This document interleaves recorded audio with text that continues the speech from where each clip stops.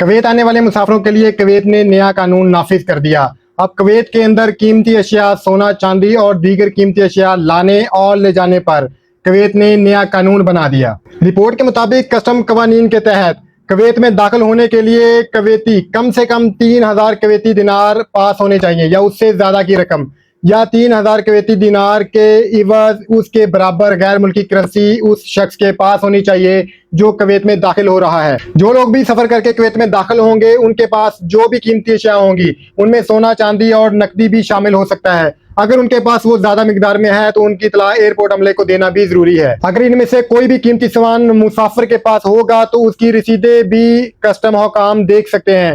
جو قیمتی سامان، سونا چاندی یا دیگر قیمتی اشیاء جس میں قیمتی گھڑیاں بھی شامل ہو سکتی ہیں، ان کی رسیدیں بھی اس شخص کے پاس ہونا ضروری ہیں۔ اس سے کویت میں موجود کسٹم حکام اس بات کا پتہ چلا سکتے ہیں کہ یہ سامان، جو قیمتی سامان مسافر کویت کے اندر لے کے آ رہا ہے، کیا اس کی وہ ملکیت بھی رکھتا ہے یا نہیں، اور اس طرح کا تمام سامان اس کی رسیدیں کسٹم حکام دیکھ سکتے ہیں۔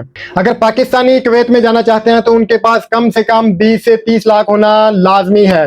اس کے بغیر رقم کم ہوگی تو وہ کویت میں داخل نہیں ہو سکتے۔ آپ اس بارے میں اپنی کیا رائے رکھتے ہیں کمنٹس میں ضرور بتائیے گا۔ اپنے میزبان عثمان کو دیجیے اجازت، ملتے ہیں کسی نئی ویڈیو میں، تب تک کے لیے اللہ حافظ۔